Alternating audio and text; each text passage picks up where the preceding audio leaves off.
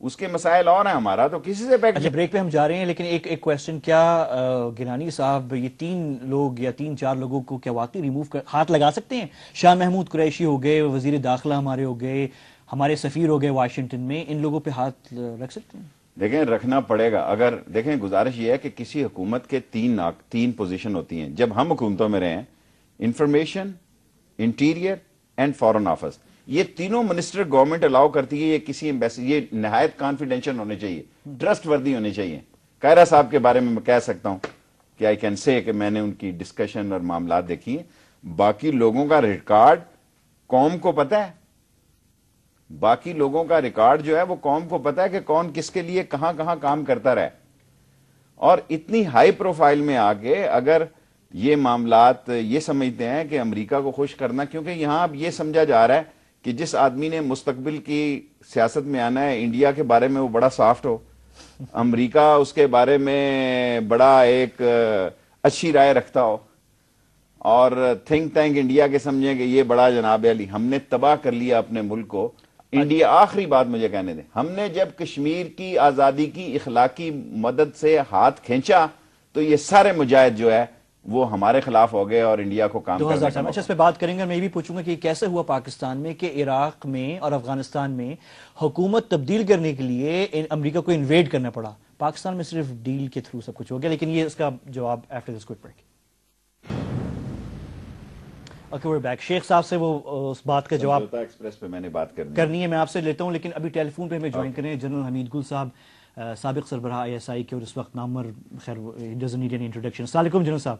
وعلیکم السلام احمد. اچھا جنرل صاحب، ایک بڑے 2 انٹرسٹنگ واقعے ہوئے. ایک تو اسی ہفتے، ایک تو لاہور میں وہاں کینٹ میں جو امریکی 3 گھنٹے 2 بڑی ان کی لینڈ کروزرز کھڑی رہیں اور ملٹری پولیس نے انہیں روکا اور کافی دیر کے بعد جو ہے پھر ان کو چھوڑا.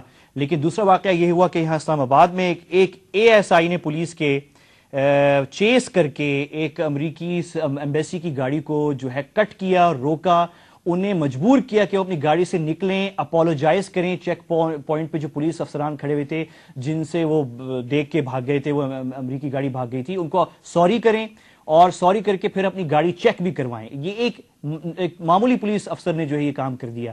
اور آج شاید اطلاع یہ بھی ہے یا کل کی اطلاع تھی کہ لاہور میں پھر ایک اور واقعہ ہوا ہے جہاں پہ کچھ امریکی ویڈیو بناتے ہوئے کینٹونمنٹ کے ایریا میں پکڑے گئے. فیک جعلی نمبر پلیٹ، ان کو ملٹری پولیس نے نہیں چھوڑا، 2-2.5 گھنٹے رکھا انویسٹیگیشن، اور میرے خیال میں پھر ٹیپ ویپ بھی لے لیا، پھر چھوڑا گیا شاید ایمبیسی کی انٹروینشن پہ. یہ آپ کیا کہیں گے اس پہ، کیا ہو رہا ہے، واٹس گوئنگ آن؟ دیکھیں جی، 2 چیزیں ہیں. ایک تو سب جو قوم چلا رہی تھی کہ یہاں پہ بلیک واٹر ہے، یہاں پہ ڈینوکارپ ہے، انٹر رسک ہے، یہاں پہ ہارس انٹرپرائزز ہیں، سپیڈ فلو فلٹرز انڈسٹریز ہے، بے شمار یعنی سیکیورٹی کانٹریکٹرز جن کو ان کو کہتے ہیں، اور امریکن دے کے آ گئے ہیں، انہوں نے داخل کر لیا ہے یہاں پہ.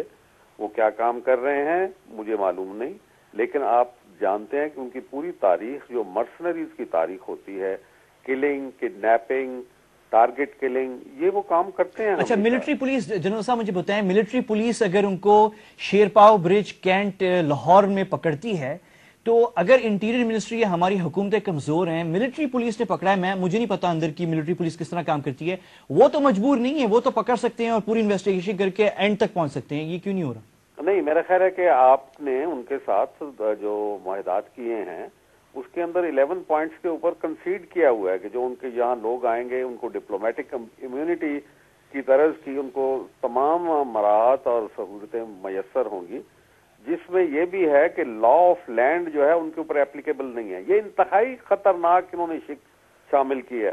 اگر وہ لائسنس کے بغیر یا بغیر لائسنس کے اسلحہ لے کے پھریں گے تو بھی آپ ان کو نہیں کچھ کہیں گے. یہ اصل میں جو معاہدات ہیں، یہ قوم ماری جا رہی ہے تاریخ راہوں میں اور بغیر کسی اس کے خبر کے.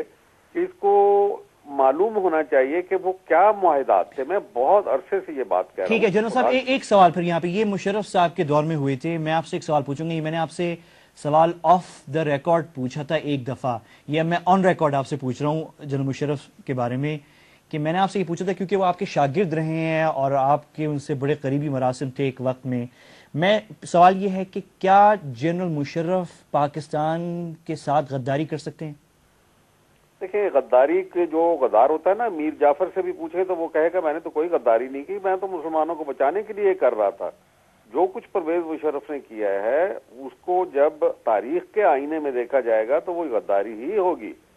لیکن میرا خیال ہے کہ وہ اپنے آپ کو نہ یہ کہے گا، نہ وہ اس وقت سوچ رہا ہوگا کہ وہ ملک کے ساتھ غداری نہیں، لیکن وہ کیا اپنے آپ کو بیچ سکتے ہیں اس طرح؟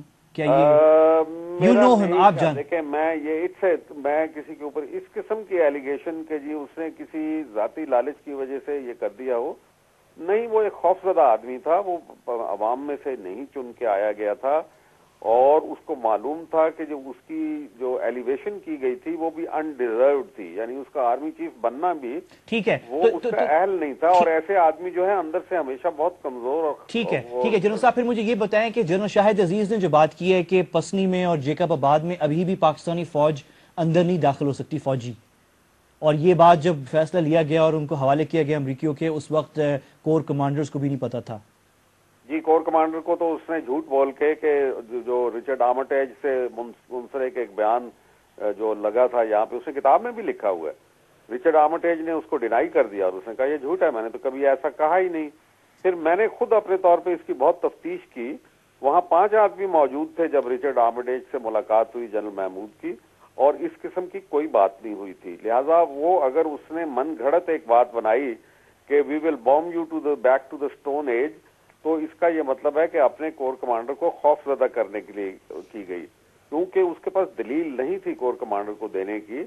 اس نے کور کمانڈروں کو خوف زدہ کیا، کہا کہ جی امریکن آ جائیں گے اور وہ سارے انڈس ریور کے اوپر پل اڑا دیں گے، وہ ہمیں ہماری انڈسٹری کو برباد کر دیں گے وغیرہ وغیرہ، ایک ایسا نقشہ کھڑا.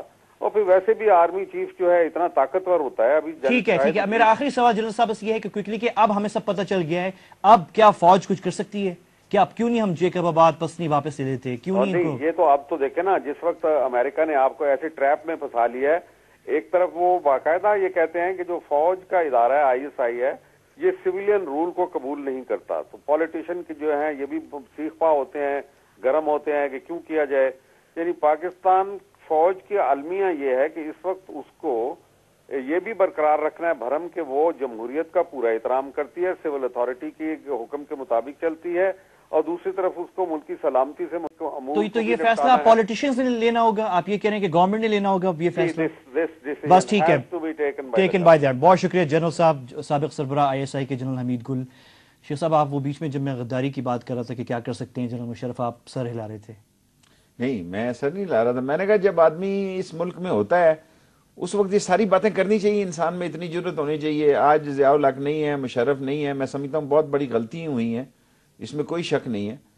اور اصل مسئلہ یہ ہے کہ اب جو موقع آ گیا پرانے مردے کھیڑنے کی بجائے اس اس کا فائدہ نہیں ہے. ہاں، میں اس کی طرف نہیں جا رہا، نئے حادثوں کی بات ہے. آپ نے ریلوے کی بات کی تھی، سمجھوتا ایکسپریس کی، میں پہلا آدمی تھا جس نے کہا کہ یہ انڈیا نے سبوٹاج کیا ہے، اور آپ نے کہا کہ آواز نہیں اٹھائی. میں نے اتنی زوردار آواز اٹھائی کہ دنیا میں اس بات کو سنا گیا کہ بھی انہیں پنجروں میں بند کر کے جلایا گیا ہے مسلمانوں کو، اور یہ خاص طور پر نشانہ بنایا گیا. آپ واحد شخص تھے اس وقت جو یہ بات کر رہا تھا، اس وقت باقی حکومت تو کچھ بھی نہیں کر رہی. حکومت تو یہی کہہ رہی تھی اس بات کو زیادہ نہ اٹھایا جائے، کیونکہ ایک ایسی سوچ پائی جا رہی ہے کہ پاکستان انڈیا کے ساتھ مل کر ترقی کر سکتا ہے. کیا پاکستان کو انڈیا کی سوچ دیکھیں، دشمن اور دوست کی جس کو تمیز نہیں ہے، خواہ وہ فارن پالیسی ہے، خواہ وہ پالیٹکس ہے، خواہ وہ انٹرنل پالیسی ہے، جس ہندوستان نے پاکستان کو تسلیم ہی نہیں کیا اس کو آپ گھی کے نوالے دیں، چوریاں کھلائیں، بالآخر وقت آنے پر اس نے ڈسنا ہے.